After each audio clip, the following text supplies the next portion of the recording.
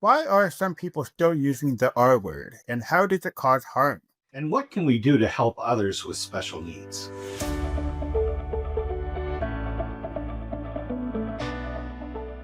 This is Enable, the Disability Podcast, where we share stories, experiences, support, resources, and more for people with disabilities and different abilities. We are at Enable Podcast on social media. My name is Jeff Herbert. And my name is Kurt Hauer. We're talking with Skip Clark, a radio DJ and fellow podcaster whose son has Down syndrome. Thank you for joining us, Skip. Well, I'm glad to be here. Thank you for both of you for reaching out. So cool. One podcaster to another. I love this.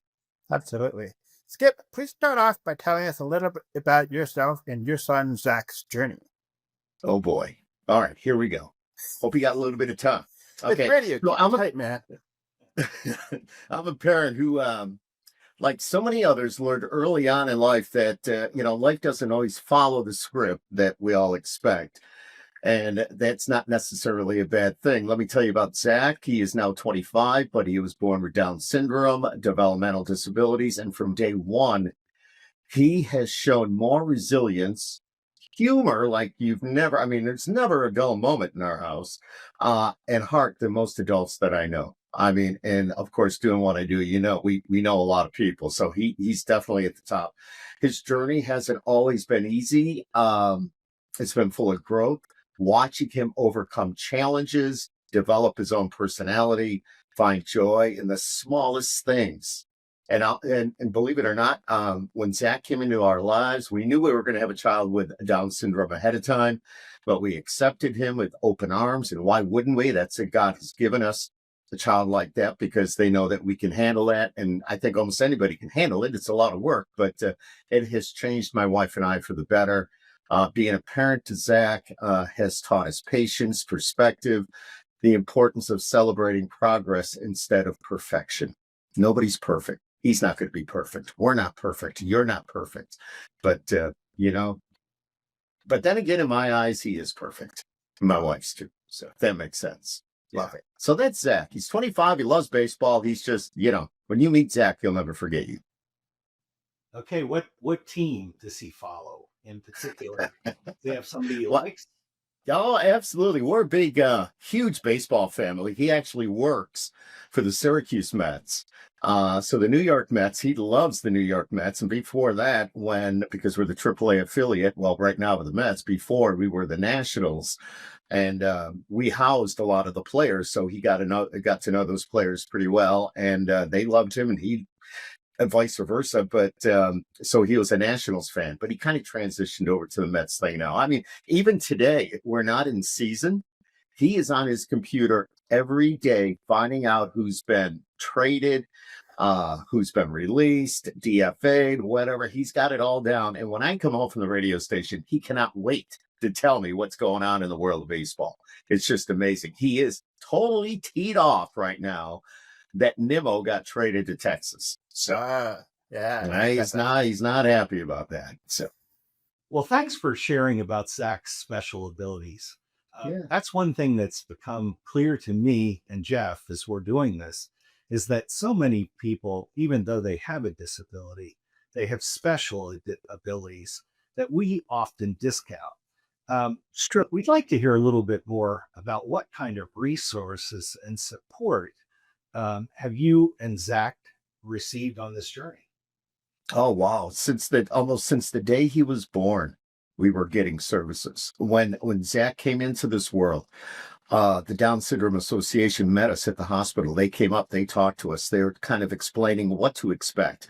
And from that point forward, he was getting, even as just a tiny little 5.5-pound baby, he was getting physical therapy, and they were working with his arms and his legs and all that support right from the get-go.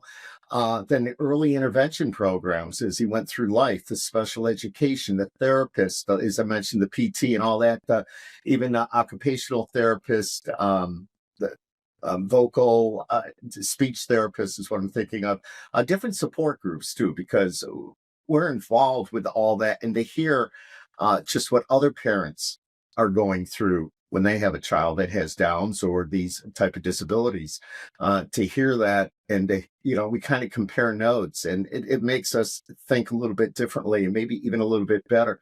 The most difficult time was dealing with the schools. Because, I mean, the government, and they want to cut back and they want to take out a TA here or there, anything to save money. Uh, but sometimes they don't do it in the right places. That's my thought on that. Because these are the kids that will need the extra help, but you know what? They could go on to lead almost a perfectly normal life. So we have to fight for that once in a while, which as a parent, and if my wife was down here, she would tell you, you do not want to put her in a room with somebody that was cutting funding to something that Zach would be receiving, because it's not a pretty sight. And God bless her, because I'm a pushover sometimes, not her. She's good. She's a mom. And you know what I mean by being a mom. They're gonna stick up for you. So we worked with teachers that saw his potential, which was great. They went above and beyond in our school district when it came to that.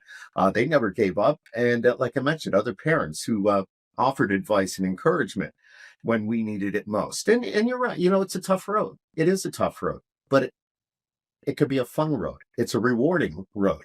When you see what you've done and how your son or daughter has become, it's just amazing, amazing. And I'll tell you, we go out with Zach. We go out to eat every Friday night. Not sure where we're going tonight. He has the choice of 5 places, and he'll pick one.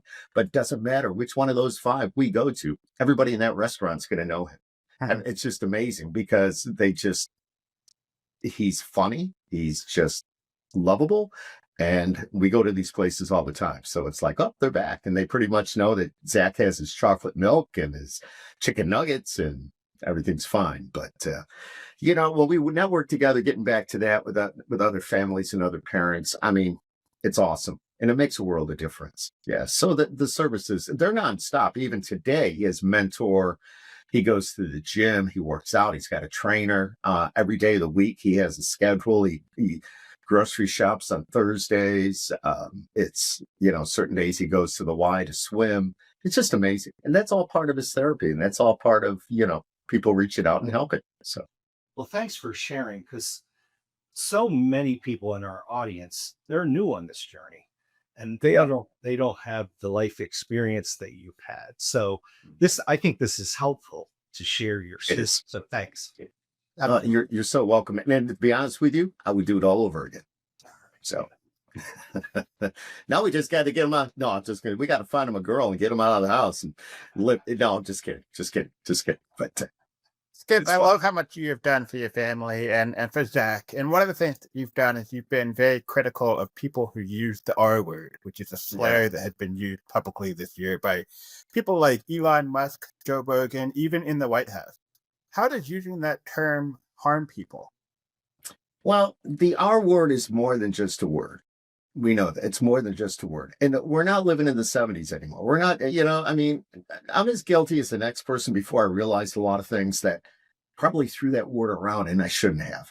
And it's more than just a word. It's rooted in a painful history of exclusion, institutionalism, a mistreatment of people. You never know I work in radio, right? Mistreatment of people with intellectual and developmental disabilities. When somebody uses it casually, especially someone with influence, for example, some of the people you just mentioned, it reinforces the idea that people like my son are less than, or that their challenges are a punchline. It should never, ever be like that. It's so immature and it's wrong. You want to use other names, I mean, so be it, but come on.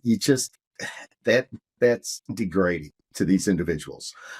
Every time the word gets thrown around, it chips away at dignity. It teaches kids that it's okay to dehumanize others. It makes people unsafe, unseen, unwelcome. Zach, for example, deserves the same respect as anybody else. And language should reflect that. And to hear it coming from some of those individuals, this is meant to be political, not at all. I don't care if you're a Republican, Democrat, Independent. It doesn't matter. That's your business. That's your opinion. Whoever you vote for, that's you. That's fine. But nobody should be using that word. Nobody at all, just because of its meaning going way back. It's not right. That just, to me, it's immature. It's just stupid to do that. So, and now I'm using the word stupid, but I'm just saying, it shouldn't be happening. And I don't know I know what you're talking about, Jeff, because that's how we got in contact with each other. You happen to see a post that I put out there because a certain individual did call somebody the R word, and it upset me. Now, here, I don't want to go political on this, but when I posted something, I got a response pretty much saying if I didn't understand what that word meant, then I'm one of those. And I'm going, are you kidding me? Where, your mentality, seriously? You're supposed to be leading others. You're part of that group that's leading America. Don't do that. Don't, please. We're all Americans. We're all human, and we all have different levels of, being intelligent. So, Yeah, I think the resurgence of the R word and others like it speaks to a bigger problem. I think it's, there's a lack of empathy and grace. And we all need more grace. We all need more empathy and understanding. 100%. And I would like to get your thoughts on how you would encourage others not to use that word and how we can show more grace, empathy, and support for God, that's a great question. That's great. First of all, you got to call it what it is. It's a slur. But people often change their behavior once they understand the real impact of their language. Having a calm but direct conversation, that'll go a long way. Second, the model, the behavior you want to see. If you don't use the word and you don't laugh when others do, it sends a message. And that's a good thing. And finally, support organizations and movements that promote inclusion. I made some notes here about this. I saw that question and I go, this is a good question. And finally, support organizations and movements that promote inclusion. They follow disability advocates. They share accurate info and speak up when someone crosses the line. Being an ally doesn't require perfection, just intention. And I love that. When I said, yeah, it's perfect. And that's exactly what it does. So, yeah. So that's, yeah, exactly. So you talked about some things that Zach and you like to do, like going out to eat on Friday night and baseball. Yeah. Are there anything else that you would like to share with us about your life? Oh my gosh. Zach not only knows a lot about baseball, he knows a lot about music. He loves K-pop and Korean pop. He loves K-pop. He's a big fan of the group Blackpink. Every night, 9:00 upstairs, he's got a rave going. Lights are flashing, the computer's cranked. He's playing his Blackpink songs and some other songs. But it's mostly, what we hear today's music, and it's loud. Wife and I are trying to watch television, and every once in a while, Dad's got to walk upstairs and go, Zach, really? You need to turn it down. I don't know if the neighbors like your music, but we let him do that. He loves just like I mentioned baseball. He loves music. He's big into. We do a thing called Zach Attack with Dad. Me being a podcast host and having my own studio. We do that every once in a while. I've wanted to do that every week. He loves it, and I don't know where he gets it from, but he loves it. But it's fun to talk about him. He talks about the holidays. He's so into holidays. He knows, Thanksgiving, everything. The house is decorated for Thanksgiving right up till Thanksgiving night. At night, after dinner, all the decorations come down, and that night the Christmas ones have to go up, because if they don't, he gets very upset. He's on that type of a schedule. So he loves the holidays. And now these Christmas decorations will be up right through till the first of the year. Then they have to come down. And if you don't take them down, he's taking them down. I'm just saying. So it's, he loves working at the ballpark. I know I touched on that a little bit, but that's, not only being a fan, but he works in the press box for the Syracuse Mets. He does the scoreboard. He does all the announcements for the PA. As you know, I'm one of the PA announcers for the Mets. So it's so neat when I go into work and I see his notes where I sit, saying, I love you, Dad. And then all the notes under it, who's doing what and all that. It's like, this is so cool. This is so cool, and he can do that. And it's a good example why you should never, with people with these disabilities, don't count them out. Never, ever, ever. I don't care who they are and what level they are. Don't ever count them out. And my son is living proof of that he can go into the press box. They showed him, it's a big operation up there, but they showed him everything once. That's all he needed. He knows how to do it all. They'll say, okay, Zach, I want you to do this, this, this, and this. Boom, boom, boom, boom. It's done. It's done. So it's just saying. Right. But,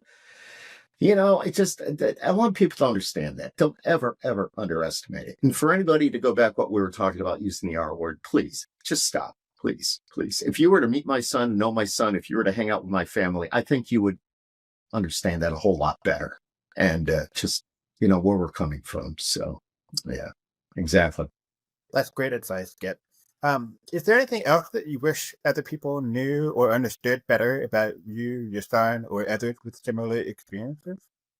You know what? Let me go back a little bit. When Zach was born and my wife was working for Carrier Corporation and walking through the halls, they had heard that we had a child with Down syndrome and they're like, we're so sorry. We're so sorry. Oh my God, blah, blah, wait a minute. What are you sorry for?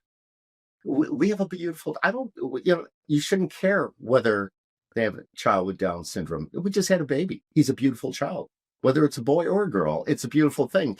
And she would come home and go, people are like, I'm so sorry. I said, they don't get it. I want people to understand that just because you have a child that is Downs or something like, does not mean they're not going to have a good life. They're going to be great.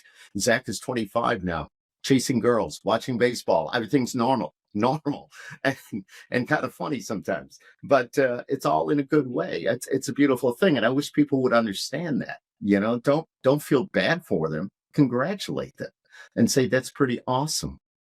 It's a pretty awesome thing.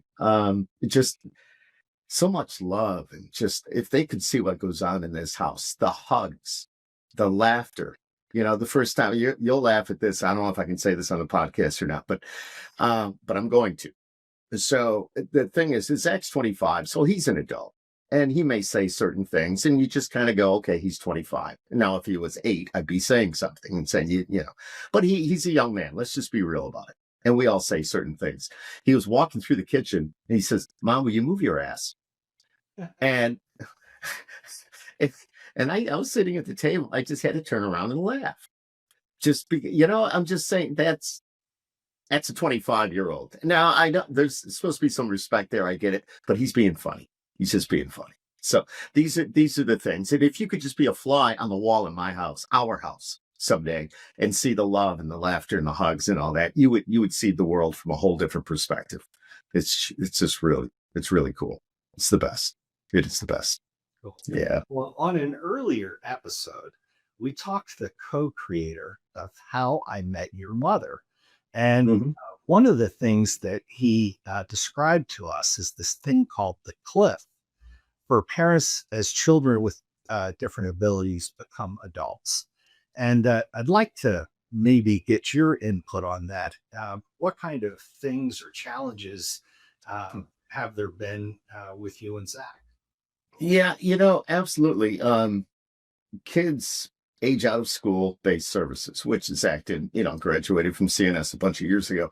But a lot of that built in structure, all that disappears. So suddenly you have to piece together adult programs, transportation, employment options. We've talked about all that. Healthcare, that's a struggle. Healthcare right now is a struggle for people with disabilities. You have to, you got to have your paperwork in. And now we know there's been certain cuts, certain things going on. All that's a struggle. That makes it very, very hard. It's as an adult, and like I say, he's out of school now, and we have to take care of him. We have to make sure he gets those services. We have to make sure he gets the health care. I mean, almost every night, my wife is like submitting different receipts, just getting everything together because she has to report because he does get financial aid. But still, we have to have all those reports, and it's getting harder and harder. It is. It almost feels like, like stepping off a cliff. Exactly. It almost feels like that.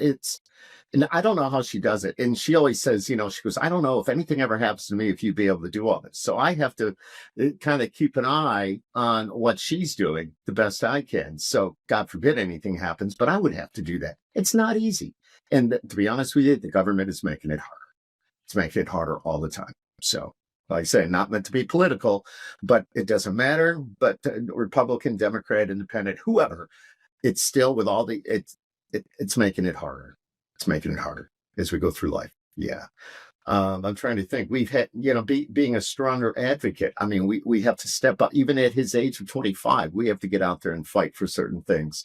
And as I mentioned, it just seems like the system it feels overwhelming, if that makes sense. But Zach, when you look at Zach, he kind of reminds us why we're doing it too.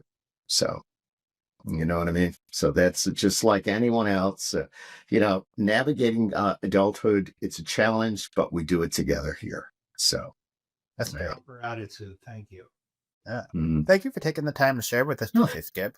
Loved it. Do you have any closing thoughts that you'd like to share?